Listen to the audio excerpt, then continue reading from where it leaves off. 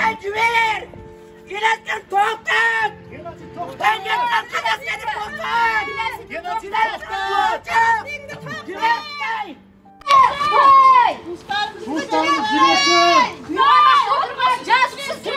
Қазір таңда сіздеріңіз іс-шараларыңыз заңсыз болып табылады. Заңнамаға сәйкес осындай шараларды өткізу үшін заңда көрсетілген мерзімде жергілікті атқарушы органдарға хабарламаларына жіберулеріңіз тиіс. Заңсыз әрекеттеріңіз үшін әкімшілік және қылмыстық жауапкершілік көзделген. Сол себепті осы заңсыз әрекеттеріңізді тоқтатып тарауларыңызды сұраймын.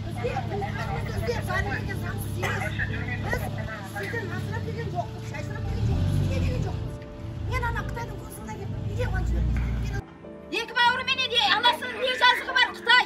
Қоя бер. Біз ешқандай ұйымға да кірген жоқ, ешқандай қара ұйымға да кіргеніміз жоқ.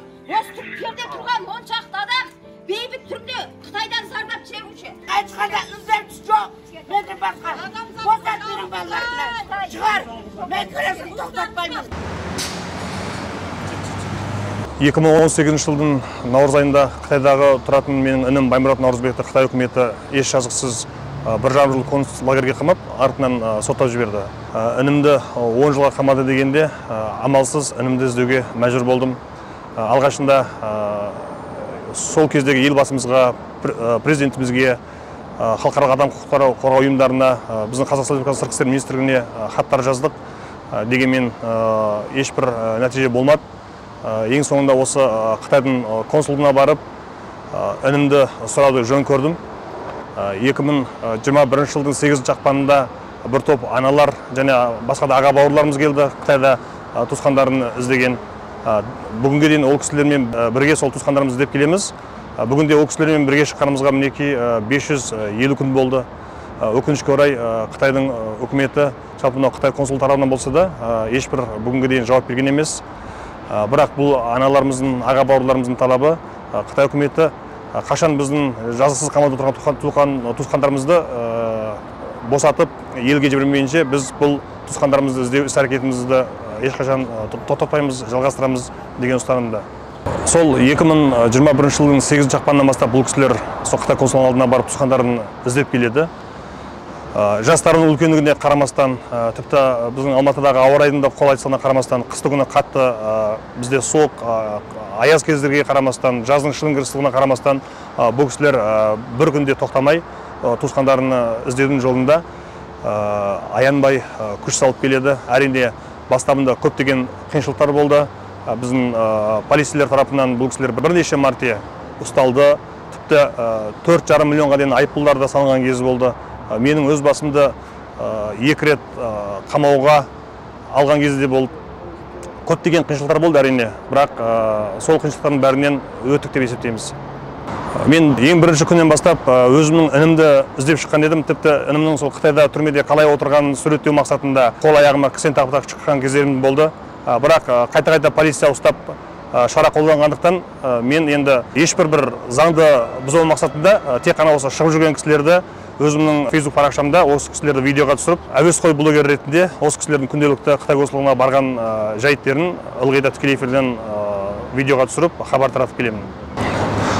Біз енді күнделікті туысқандарымызды іздеу дәл осылай басталады. Осы аналарымызбен бірлікте күн сайын Қытай консулдығына барып туысқандарымызды іздейміз. Мен қасындағы бұл кісі Халида апамыз. Халида апамыздың 3 бірдей ұлы Қытайда жазықсыз қамауда отыр. Қытай, менің мына 3 баламны мынауны Рахмеген сатып алды 22 жылға. Рахмеген Оралжанны 22 жылға. Рахмеген Ахметжанны 10 жылға. Менің 3 баламны соттап отырсын. Менің артымда мына жерде Нұрзат әпкеміздің ағасы Бірлесбек Ермекбай. Ол Қытайда имам болған үшін жазықсыз қамалып отыр. Бостандық! Бостандық! Бұл кісі Алмақан Мұрзанұлы тәтеміз. Бұл кісінің де ағасы Қытайда имам болған үшін жазықсыз қамауда отыр. Қазір Үрімжі қаласы Бүйінтан түрмесінде жатыр. 14 жылға сотталып. Консулдың алдына шыққалы 550 күн болды. Ешбір хабар жоқ ағамнан. Сол себепті мен ағамды Қытай үйіне жібергенше, осы отаным Қазақстанға келгенше мен арзымды тоқтатпаймын. Жалпы ешкімнің туысқанының нақты қылмысы жоқ, барлығы Қытай үкіметінің тек қана тағып отырған жаласы. Осы балаларымның қайғысынан өзім жалғыз жесім жетір болып қалып отырмын. Біз туыстарымызды көрмей, сағынып, сарғайып жүрміз міне. Мен ағамды Қытай үкіметі жазықсыз ұстап отырған үшін басқа баратын қайда барамыз? Біз осы 10 адам туыстарымызды іздеп Қытай консулының алдына шыққанымызға 550 күн болды. 550 күннен бері қарай Қытайдан жауап жоқ бүгінгі күнге дейін. Біз негізі 550 күн деп айтқанмен отбасымыз бар, бала шағамыз бар, біз әйел адам болғаннан кейін енді осы бірінші Алла, екінші бай болады. Бізді өстіп алып барып алып келіп бізге бір жағы бізді тікелей берге тартады. Енді бұл кісілер барлықтарымыз негізі қаланың бір жақ басында тұрамыз. Халид апамыздың аяғы ауырады. Автобусқа түсіп барып келу бұл кісіге өте үлкен қиындық тұрады. Сол себепті жол жүру күні болғанына байланысты мен бұл кісілерді анда-санда бірге ала кетем, келерде өзімен бірге ала келемін. Сен келатсыз деп отырсың. Сен қазақты ойғырды басқасын қырып жатырсың. Қазақстанда біз қазақ қалай сөйлейміз? Біз өзіміз білеміз. Сен келіп аудан дәрежедегі сақшыларың келіп біздің туыстар болып санамасын. Қытайдың кинастығына ұшырап жазықсыздан жазықсыз жатыр о бала. Енді біз о баланы іздеген үшін мына бай болады, күн болады 3 рет қамалды. Ол бізде енді жақынымызды іздеген ол мен айта алмай отырмын не біледі. Іздеген үшін ол не күнәсі бар мен баламның? Бұл жақта ана бала қамалып жатыр, мына жақта мына бала қамалды. Әке шешем сол жақта тұрады ғой. Сол кісілерді барып кішкене қысым жасаған ғой. Енді келмесең болмайды, сен келуің керек деп әкем сөйтіп хабарласты. Содан амал жоқ. Қазанның 15 күні өттім да түнде бардым өзіміздің үйге, Текес ауданға. Текес әскери жылқы ферма деп қоямыз, біз сол жерде тұрамыз. Сол жерге үйге бардым, әке шешем жанына. Азанда таңертең ерте хабарласты бұлар. Мен сағат 7:30-да тұрдым. Жаңадан ертең шайға отырғанбыз. Жаңадан бір шай ішкен кезде келді да бұлар алып кетті. Апарды ештеңе сұраған жоқ. Канжосо деп қоямыз ғой біз. Мен расынша машинаға отырған кезде қолымда документтерімді алды. Әли деген сақшы жігіт болатын. Сол документтерімді алды да менде тұрып тұрады деді. Мына жерге бір қағазға қол қойып шығасың деді. Маған солай айтты ғой бұлар ол жерде. Бірақ мен ешқандай қағазға қол қойған жоқпын ол жерде. Бұлар мені одол жаңағы қамақханаға, түрмеге сол жерге апарды ғой. Мен 24-ші қыз болып кірдім сол жерге. Менің алдымда 23 қыз бар екен. Бір камераның ішінде. Бірақ мен сол күн кірген күні сразу ауырдым сол жерде. Өйткені мен құрсағымда 2 айлық балам бар болатын. 2 ай болған сол кезде. Ол кезде жаңа токсикоз басталып жүрген кез ғой, өзі құсып, сөйтіп ауыра бастадым. Бұлар сонымен алып шығып, өздерінің сол түрменің өзінің докторына тексертті. Сонымен мен өзім айттым өстіп, аяғым ауырады деп. Бұл сенген жоқ. Енді өздері көз жеткізу керек болды ғой. Сол үшін жаңағы өздері тексертті. Сонымен алып шықты, жоқ болмайды екен, мынау ауыр аяқ екен деді да. Мен өзімнің сол сақшы бөлімшесінде істейтін. Інімді шақыртты дағы өзінің кәдімгі өздерінің машинасымен үйге апарды түн ішінде. Үйге апарды, бірақ ертесі күні сол күні үйге бір қондырды. Ертесі қайтадан 2 сақшы бар. Біздің жаңағы жоспарлы туыт деп қояды. Қалай айтсам болады жоспарлы туыт деген бізде 2 баладан артық бала тууға болмайды ғой Қытайда. Соған жауапты адамдар болады да. Сондай адамдар келді дағы, сен баланы алдыртасың, міндетті түрде алдыртпасаң болмайды деді. Содан мен бұларға айттым, күйеуім Қазақстанның азаматы, мен не үшін алдыртуым керек? Десем, сенде 4 бала бар. Мынауың сенде артық заңға қайшы, заңсыз. Егер сен баланы алдырмасаң, бізде 4 жылға сотталасың. Сондай сөздерді айтты. Мен алдырмайым дегенге олар менің сөзіме тыңдап тұрмайды ғой. Себебі құрсағымда 2 айлық балам болды, зорлық түрде алып барып бұлар мені түсік жасатты да. Ешқандай докторға да барған жоқ, ешқандай тексеруден өткізген жоқ, апарып түрмеге қамап тастады. Ол мәжбүрлі түрде докторханаға барды, аборт жасатып алдырып тастады. Сол күні қайтадан сол Каншысоға қайта барып тастады, жаңағы түрмеге. Содан бастап 70 күн сол жерде жаттым, түрмеде. Түрмеге кірген күннің ертесінен бастап бір күнде 10 адам, 15 адамнан келеді да, ана жерге. Бір күнде келген адамдарды бұлар жазалайды, жаңағындай. Бір қараңғы үй бар да, сол жерге алып кіреді дағы, бұлар жаңағы шлангымен су шашады үстіңе. Ол шешіндіріп қояды дағы, кәдімгі мойкада машина жуамыз ғой. Сондай шлангілерді, сондай мен больницадан шықтым ғой, аборт жасатып бардым. Барғаннан кейін, барғанның ертесінен бастап, сөйтіп 5 күн артынан тоқтамай, 2 күні қатты тесік бете сақтайды ғой. Оған шыдап тұра алмайсың. Отырсаң отырғызбайды, тұрсаң тұрғызбайды, былай енді жота жағың кішкене, арқа жағың кішкене төзімді болады ғой. Арқаңды тосасың ғой, жотаңды тосасың да, оған суға. Ол үйсең болмайды. Ол қарап тұруың керек міндетті түрде соларға. Суық су, мұздай су. Қазанның ішінде ғой енді. Ол кезде күн салқын, бір жағы суда салқын. Бірақ ауырдым мен, сол кезде қатты ауырдым, температура беріп. Бірақ ешқандай доғдырға ештеңе көрсеткен жоқ, бір тал дәрі беріп қояды, температураны түсіретін. Кәдімгі қытайша минзу туанжи ижашин деген жазу ғой. Ұстап тұрғанымызша, әр ұлт халқы бір үйдің баласындай деген. Түсік тастатып өттім, жаңағы екінші ретке өткенім жаңағы судан өттім. Ал жолбарыс ұрдық дегенде бізді жаңағы шындығыңды айтпайсың. Сен жасырқағаның бар деген немен сол жолбарыс орындыққа отырғызды. Ол жерде ол жолбарыс орындыққа отырғызып мені сұрақ қылған кезде, әкем молда болған ғой менің. Әкең молда болған, сені де молдалыққа тәрбиелеген жоқ па, намаз оқуға тәрбиелемеді ма деп қысым қалған. Сондай сол кезде шыныңды айтты. Ол жолбарыс орындықпен былай отырғызып қоясыз ғой, аяқ қолыңды қысады ол. Ол анаған қарсылассаң, анау қысады. Енді қатты бір қарсыласпасаң қыспайды оны да, жайдан жай қыса бермейді. Ол қатты темір орындық қой. Ол аяғыңды да, қолыңды да ешқандай тыбыр еткізбей не қып қояды, қозғалтпай, салып қояды оған. Енді мен ол орындыққа көп отырған жоқпын, бір 2-3 ақ рет отырдым. Өйткені мен өзім шыны керек, әкем молда болғанымен, мен өзім молда болған жоқпын шыны керек ол. Шындықты айттық, бірақ ол шындығыңа сенбейді ғой ол жерде. 2 рет таяқ жедім енді, тоқтаяқпен. Біз 4-ші этажда тұрамыз қыздар. Тамақтан шығып келе жатып, көтеріліп бара жатып, жаңа мен өзі денсаулығым жоқ қой, бұрыннан денсаулығым кішкене нашар еді, ол жерге барып тіпті нашарлап кетті. Көтеріліп бара жатып, көтеріле алмай басым айналып, артқа қарай құладым ғой. Сол кезде құлаған кезімде бір ұрып жіберді да жаңағы тоқтаяқпен. Енді ол тоқтаяғы да құрсын енді оныңшы. Бүкіл жарты денең салданады да, талай уақыт дейін салданып жүресің анаумен. Кейін бір рет асханада тұрып, ол кезде бір ұрып жіберді. Ол кезде міне жерімнен ұрып жіберді, сол тоқтаяқпен. Ұрып жібергенде бізді жаңағы диамен қыңдар дейді, диамен деген жаңағы санаққа жаңағы не қыңдар дейді ғой. Барсыңдар ма, жоқсыңдар ма дегенше. Соны тез санайсың да, шатасып кетіп, өзім санымды айтпай, басқа біреудің санын айтып тастағансың ғой. Сол кезде бір ұрып кетті. Енді ол болмашы нәрселер да, енді таяқ жейтін нәрсе емес енді олар. Сосын тағы бір жазалағанда біз енді ашты перістер бар ғой, қызыл лазы бар ғой, кәдімгі лаз дейміз ғой біз. Тіпті сол жаман ғой. Соны алып келеді езіп, аптасына бір рет. Сонымен жаңағы дәрет алыңдар дейді ғой, қысқасы.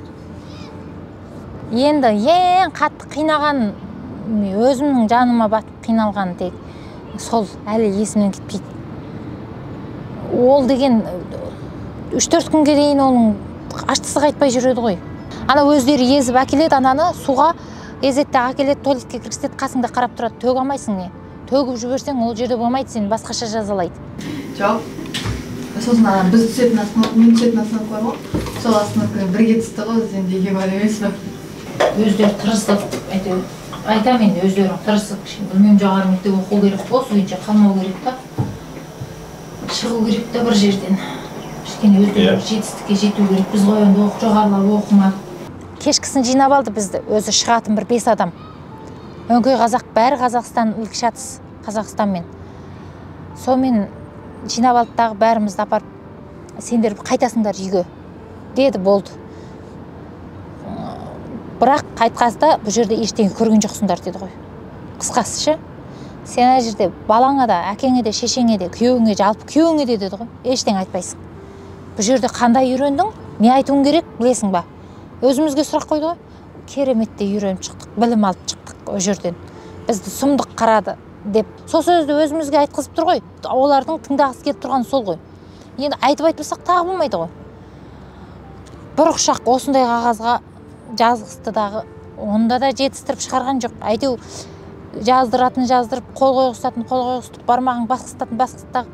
Сонымен сол күні кеш болып кетті, таңертең кетіңдер деді. Таңертең келіп өзің жергіліктілерің алып кетеді. Сол күні алып кетті, бірақ алып кеткенін қайтейін, үйде 2 ай үйғамақта жаттым тағы да. 2 ай ешқайда шыға алмаймыз, қозғалмай. Күнде келеді түстен кейін. Бүгін не істедің?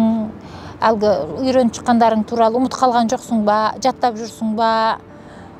Ол үйге шыққаннан кейін оның бетінде ашып қараған жоқсың ғой оның. Лақтырып жібергенсің ғой сол күйінше. Иә, жаттап жатырмын, сұмдық үйреніп жатырмын. Бірақ сол байрақ шығарады ғой жаңағы, ту шығарады да, әр дүйсенбі сайын. Соған барасың. Сол жерде жаңағы ең алдымен сүйреп шығатыны біз өзіміз 9 адам бар екенбіз біздің ляннен. 9 адам ішіндегі жалғыз әйел адам мен екем. Ол жерде мынаның несі әлі өзгермепті идеясы. Мынау басына ештеңе кірмепті, мынау әлі тәрбиеленіп шықпапты деп ойлайды ғой. Сол үшін қайтадан алып кетеді. Сол үшін қайтадан ол жерге бармас үшін шама бар аяғыңды аңдып басып жүресің ғой. Солардың айтқанымен жүресің.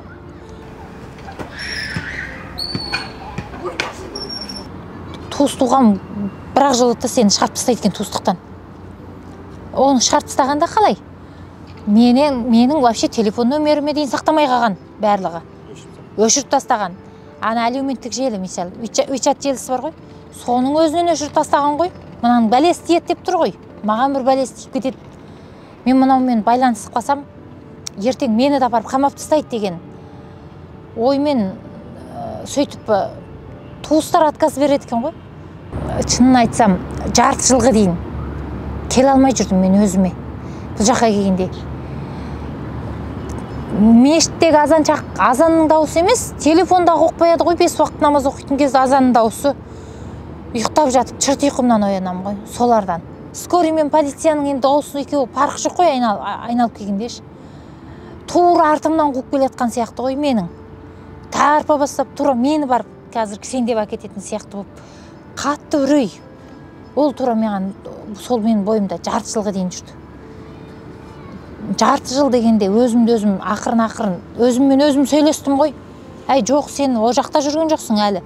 Бұл жерде саған ешкім саған тиіспейді. Бұл өзіңнің отаның ғой, өзіңнің мемлекетің ғой деп. Өзімді өзім шыныменше осы жақта жүргеніме үйреттім ғой. Ал жұмысқа шығам ғой, жұмысқа барам да. Кетіп бара жатсам, артымнан өкшелеп біреу қуып келетқан сияқты сезіледі да. Әлі бұрылып қарайым бүйтіп, әлі бұрылып қарайым арт жағымаш. Артымнан келіп біреу ұстап, сүйреп алып кететін сияқты болып. Ол үрей деген оңайшылықта кетпейді екен адамның бойынаншы. Көп ауырғаннан кейін шығар, ұмытшақтық деймін да. Бізде жаңағы лагерден шығып келген адамдардың бәрінің бойында сондай бар. Бас ауру бар. Бізде бірыңғай ауырамыз. Ауруымыз бірдей. Мені шынымен бүкіл ойрандап жіберді. Отбасыма тиген зияны 4 баламмен жолдасым тастап кетті, ажырасып кетті. Келіп алған соң Қытай енді семьямды бұзды ғой қысқасы. Экономикалық жағдайым төмендеп кетті. Ешқандай кіріс болмай кетті бізде. Бар тапқан кірісімізді бүкіл денсаулық жағдайымыз төмендеп кетті. Бүкіл дәрі-өкілге бердік. Ауырып. Қазір мен ауыр жұмысқа жарамаймын, шыны керек. Осы 2022 жылы майдың 30 күні жалғыз бауырым бар болатын, оны ұстап кетті. 9 ай болды, ешқандай хабар жоқ. Бар қана кішкентай арманымыз осы қалып, төртеуін оқытып, қатарға қосып әйтеуір өзін өзі кие алса, өнен кейін қалған қиыншылықтар ештеңе кетпейді.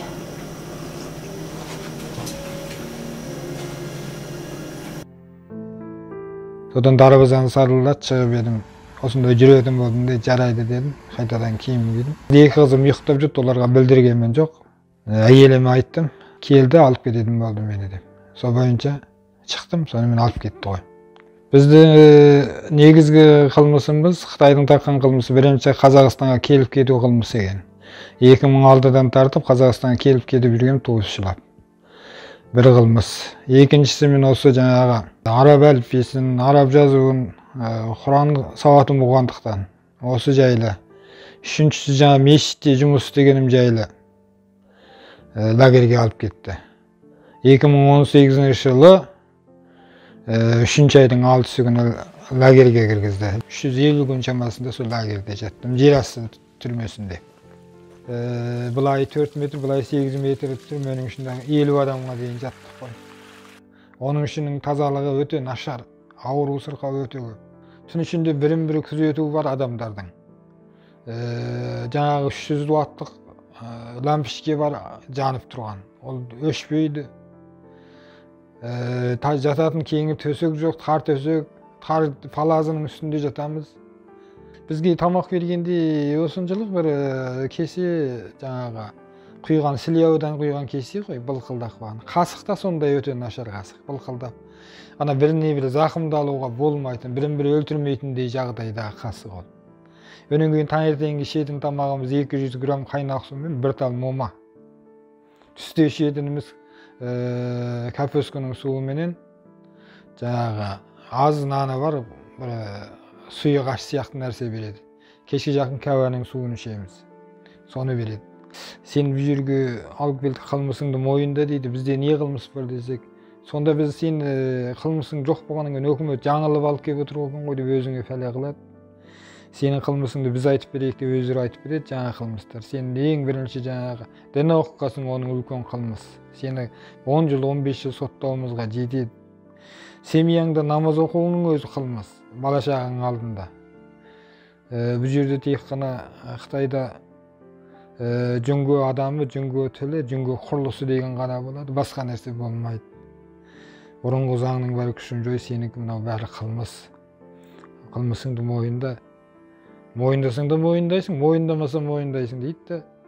Бізге мойындатады соның бәрі. О дін себебінен деп қайтып айтамыз. Біз әсілде олар біздің қазақ ұлтын басқа ұлттарды жойып ету үшін жасалған Қытайдың бір түрлі саясаты. Салт-сананы, ғұрып-әдетті, дінді жою ол енді жаңағы Қытайдың өзінің шығарған саясаты ғой ол, заңы. Ислам дінге сенесің бе, сенбейсің бе? Әрине ислам дінге сенемін. Ол бұрыннан бастан анық. Сол бір сөзді ғана қайталап айта береміз ғой, одан басқа сөз айтсақ бәле болады. Ана суға барып бет ауыз жуғанда да бізді камерада байқап тұрады. Төрт жағымызда 4 камера тұрады. Туалетте тағы камера тұрады. Сонда біз бет ауызымызды жуып, жаңа құлағымызды былай кәдімгі дәрет алғандай сипап қойсақ, ана жақта экраннан қарап отыр, сен дәрет алып жасың деп бәле қылады. Ондай жерде жаңағы амал жоқ, бетіңді жуасың. Сонда тек көрпеге жатып, басты бүркеп алып, сонда барып Аллаға дұға қыламыз ғой, одан басқа уақытта дұға қылу деген мүмкіндік жоқ. Енді тамақ ішпей қойсаң да, сен ораза ұстап алыпсың. Әлі біздің немізден бойындамапсың, сен ораза ұстап алың, неге үшін тамақ ішпей жесің деп бәле қыл. Оның тамағын ішейін десең, оның тамағының бәрі дәрі-дәрмек сасыған. Негізі Қытайша оқытады ғой. Ең бірінші Қытайдың қызылдарын жаттатады, Қытайдың әрібін жаттатады. Жаңа бірінші кластың балаларын оқытқандай оқытады ғой. Содан бастап оқытады. Қайта айтқыза береді, қайталай береді. Қашан білгеніңше қайталай береді. Бұл адамзатта мына еңбектен шаршаған іштей болмайды екен. Мына мидан шаршаған қиын болады екен. Кейде көп нәрсені ойлап кетеді адам. Жалғыздылық деген, жалғыз өзің отырып бір тамақ ішудің, шай ішудің өзінде жаныңда бір адам болмағаннан кейін өмірден де сәл түңіліп, бұл қалай болып кетті деген ойлар келеді. Енді Қытайдың қаншалықты құдіретті боларын білмеймін. Енді бұрынғы тарихтан бері жалғасып келе жатқан бір дамудың шегі бір құрып жоғалу деген пәтуа бар ғой енді. Әзір Қытай дамып жетіп болды, енді сол ана құрып жоғалу жағына басып келе жатқан болуы мүмкін. Ықтималдығы күшті сол жағына. Енді оны оншалық тұра алмайды ғой. Біздің енді ояқтағы бауырларымызға, қандастарымызға да бір жақсы күн туады деп ойлаймын. Көз жасы жібермейді, жетімді жылатып жатыр. Өйткені кейбір семьяларды әке шешесін алып кеткенде жас балалар шырылдап қалған ғой. О балалар жинап алып, жетімхана деп олардың өзін бір топ ұстаған ғой, балалардың өзін. Оларға да Қытайша оқытқан, Қытайша үйреткен, о балаларға да. Бізді Қытайда лагерьде жатқан кезде, бір айдан кейін біз бір түрлі жаңағы бір-екі күннің ішінде біз биттеп кеттік. биттек беттік. Бұл бит деген өлік бетті. Бұғайдан келді деп, өзімізге жудырады ғой. Пәлешек бермейді, пәлешек аз ғана береді. Суық сумен жуымыз не кетпейді. Сөйтсе Қытайлар сол битті таратыпты бізге. Бұл бит ең ауру тасымалдағыштың бірі екен ғой. Кейін ұқтық, рәсіме жөткіп кеп, сол битті. Бізді бұлай немнеге шығарып кеткенде көрпемізге шашып кетеді екен. Енді менің сол барманым, сол семьям, аман есен қызым, отбасым осы бірге басымыз қосылса, келбаса, сол арманым. Өнген ақырын әйтеуір. Өтетін болдық деп, шекараға келсе деп ойлаймын өзім. Қиялдап кетем о кезде, сонда шекараға барып тұрсам деймін. Ар жағынан олар келсе, сонда не айтам, бетіне сүйіп. Көзімнен жас тоқтамайтын шығар, қызымды көргенде. Өнген өш жерде сендер бар, басқа да ұлтшыл азаматтар бар, барлығын айтам мақтаныш ретінде. Менің қызым келе жатыр, отбасым келе жатыр деп. Өнген шамама қарай, осы халықты, осы ауылдағы елдерді, ағайын дос жаранды шақырып, үлкен кішілі біраз бата алып, қазақтың ені бұрыннан бөлінбеген еншісі ғой, бір шағым шай, бір малын сойып дегендей. Сөйтіп той жасасам деген арманым бар. Рахмет, амин. Алхамдулилlah. Ешқандай қазақты аталмыш тәлім тәрбие орталығына немесе саяси үйрету орталықтарына қамалмайды. Төртіншісі, қазақтарға жасаған барлық қоқырлық, зомбылық, барлық құлдамалық шартсыз тоқтатылды. Біз сонда ғана Қытай билігімен күресімізді тоқтатамыз. Мен әкемді көрмегелі 5 жыл болды. Әкем мен 2,5 жасымда әкем кеткен. Мен әзір 7 жасқа толдым. Қытай менің әкемді жегер. Мен әкемді сағындым.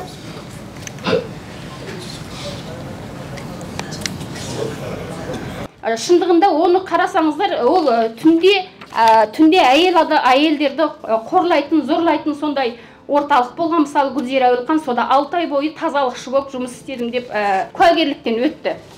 Вирус кезінде де мысалы лагерлер тоқтады, лагерлер жабылды дегенменен кейбір аудандарда мысалы карантиндеуді сылтау етіп, ол жерлерде жаңағы жастарды қамаған. Кәдімгі лагерлерден айырмашылығы телефон, интернет істете алады, бірақ еркіндік жоқ.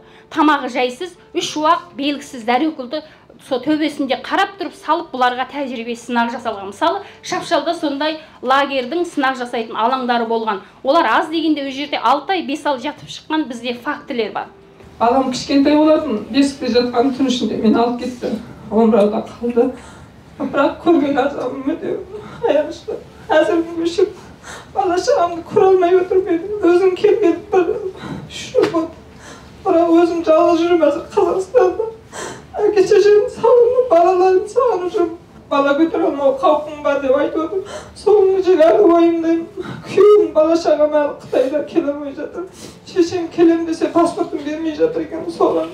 Олар енді шыға ма шықпай ма білмеймін. Біз кейін бірінші қарарды түрмеге ұсталып, түрмеден шыққаннан кейін қайтадан алып барып мұғалім болды.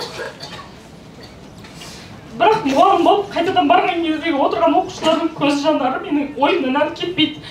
Мен сол үшін де осы күресті тоқтатқым келмейді. Сол қазақтардың шығып кеткен барлықтарымыздың туыстарының еркіндікте жүргенін қалаймын. Қиналған кезде бұлар былай істеген екен.